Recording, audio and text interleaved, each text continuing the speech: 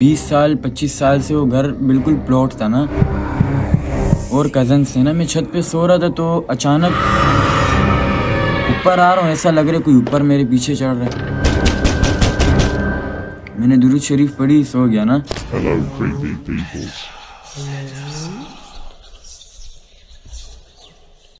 अस्सलाम वालेकुम दोस्तों, उम्मीद करता हूँ आप लोग सारे खैरियत से होंगे, ठीक ठाक होंगे, अपनी अपनी जगहों पर कोई ना कोई अच्छा और नेक काम डेफिनेटली कर रहे होंगे। आज की जो हमारी वीडियो है वो चल के सुनते हैं कि इस कहानी में कितनी सच्चाई है, कितना ड्रामा है, वो देखते हैं। तो चले मुलाहिज़ा फरमाएं। अस्सलाम वालेकुम अज़लान भाई, मेरा नाम सुलेमान है। मैं यूट्यूब पे अक्सर आपकी वीडियोस देख रहा होता हूँ, हॉरर वीडियोस ना। तो मेरे खाला लोग के घर पे एक वाक़या हुआ था, तो वीडियो मेरे को आपसे शेयर करनी थी। वो स्टोरी ये है कि हम लोग गए थे अपने खाला के घर पे ना।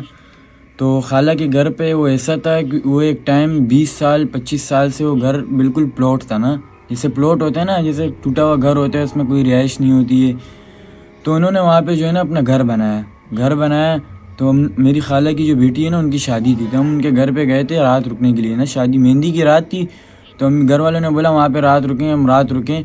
तो मैं छत पे सो रहा था, मेरे साथ छोटा भाई था मेरा और कज़न से ना। मैं छत पे सो रहा था तो अचानक मेरी नज़र पड़ी, टाइम उस टाइम हो रहा था, मैंने घड़ी में जब टाइम नोट किया तकरीबन 3:15 3:16 ऐसे ही टाइम हो रहा था ना।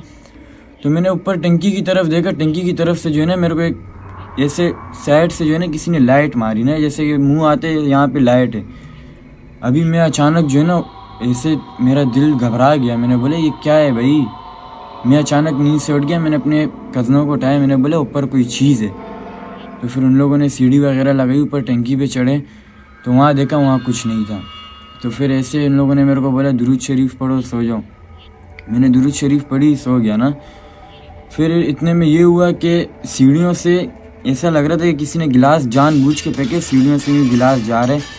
मगर जब मैं जाके वहाँ सीढ़ियों पे देखूँ, वहाँ गिलास ही नहीं है। नीचे तक उतर के गया, गिलास नहीं था।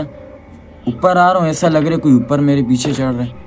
वो घर, उस घर में इतनी जो है ना इतना डरावना था कि मैं वहाँ पे गया था तो समझो तो भाई मेरी तो बिल्कुल फट गई थी। एक तरह से बहुत ही अजीब तरह की चीज़ें थी। जैसे कि मैं ऊपर चढ़ रहा था, मेरे पीछे कोई आ रहा था, मैं पीछे देखता था तो कोई भी नहीं था। तो एक बार सीन ऐसा हुआ, तो फिर वहाँ पे अल्लाह अल्लाह करके वो रात गुजर गई, हम लोग घर आ गए ना।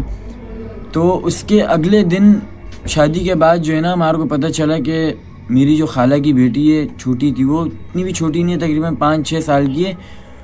उनकी छत है ना, छत की गैलरी जो है तकरीबन जैसे अगर मैं खड़ा होता हूँ इतनी आती है, इतनी छत है। तो वो खड़ी हुई थी, उसको किसी ने दिक्कत दी, वो नीचे गई है डायरेक्ट, वो नीचे गिरी है। तो उसके बाद से भाई मेरी खाला लोगों ने सब ने बोले घर छोड़ना है।